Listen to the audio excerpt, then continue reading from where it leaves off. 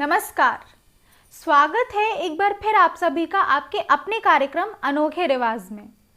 भारत में रीति रिवाजों का कितना महत्व है ये आप हम जानते ही हैं, लेकिन कुछ रिवाज समय के साथ बदले न जाएं तो आधुनिक समाज के साथ उनका तालमेल नहीं बैठ पाता।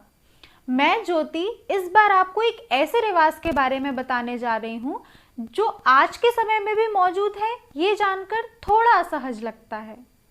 इस प्रथा का नाम घोटुल प्रथा है। आम भाषा में इसे बहुपति प्रथा भी कहते हैं, जिसमें एक लड़की कई लड़कों से शादी करती है। लेकिन सोचने वाली बात यह है कि क्या इस प्रथा का अस्तित्व अब तक कायम है? जी हाँ, उत्तर भारत के कई इलाकों में ये प्रथा अब भी जारी है। चलिए जानते हैं ये प्रथा है क्या आखिर। आप सभी ने कभी न कभी महाभारत पढ़ी, सुनी या टीवी पर देखी होगी, लेकिन आपको बता दें कि महाभारत काल की द्रौपदी का अनुसरण करते हुए आज भी कई जगह पर बहुपति प्रथा मौजूद है। हमारे देश के कई इलाके ऐसे हैं जहां पर आज भी बहुपति प्रथा निभाई जाती है, और सिर्फ हमारे देश में ही नहीं बल्कि कई पड़ोसी देशों में भी बहुपति प्रथा का चलन है। इसको आज निभाने के पीछे लड़कियों की कमी नहीं बल्कि वहाँ की सामाजिक सोच, परंपराएं और रीति रिवाज हैं। अब हम आपको बताते हैं उन इलाकों के बारे में जहाँ पर आज भी ये प्रथा निभाई जाती है। इसमें उत्तराखंड के जौनसार बाबर, दक्षिण कश्मीर के हिमालयी क्षेत्र, नीलगिरी के टोडा, मालाबार हिल्स की इजहेर जातियाँ, त्रावणकोर के नायर और नेपाल के लामा समुदाय शामिल हैं। इसके अलावा देहरादून की खासी जनजाति, अरुणाचल प्रदेश की गालोंग जनजाति, केरल की माला मदेसर और भी कई इलाकों और जनजातियों में ये प्रथा आज भी प्रचलित है।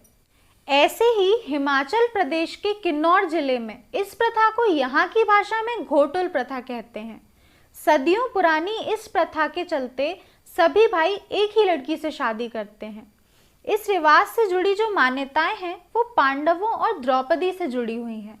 ऐसी मान्यता है कि महाभारत काल के दौरान पांडवों ने द्रौपदी और मां कुंती के साथ अज्ञातवास का कुछ समय किन्नौर जिले की गुफाओं में बिताया था।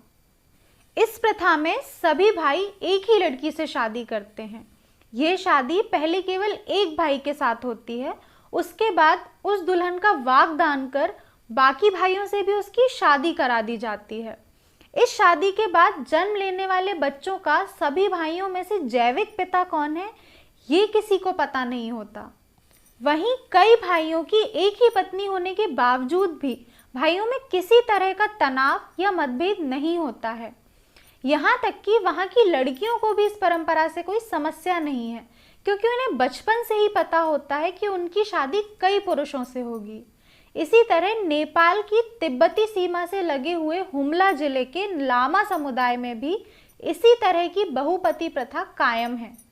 करीब 100 साल से भी पहले 1911 में हुई जनगणना में भी व्यापक रूप से इस तरह की जातियों का उल्लेख है जिनमें बहुपति प्रथा का उदाहरण देखने को मिलता है। लेकिन इस प्रथा का अंत आज भी नहीं हुआ है। आज भी कई लोग इस प्रथा को पूरे नियम और निष्ठा के साथ निभाते हैं। इस तरह की प्रथा को मानने वाले लोगों का ये कहना है कि इस तरह की शादियों से परिवार में दौलत और संपत्ति संबंधी झगड़े नहीं होते, और कुछ लोग इसे आबादी नियंत्रित रखने का भी जरिया मानते हैं।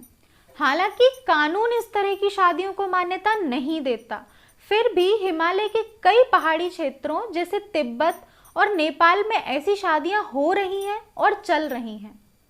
चलिए आज के लिए इतना ही। उम्मीद करती हूँ आज का एपिसोड आपको पसंद आया होगा। आज की प्रथा के बारे में आपके क्या विचार हैं हम ज़रूर जानना चाहेंगे, इसलिए हमें कमेंट सेक्शन में बताएं ज़रूर। मिलते हैं फिर अगले रविवार को किसी और अनोखे रिवाज के साथ। धन्यवाद।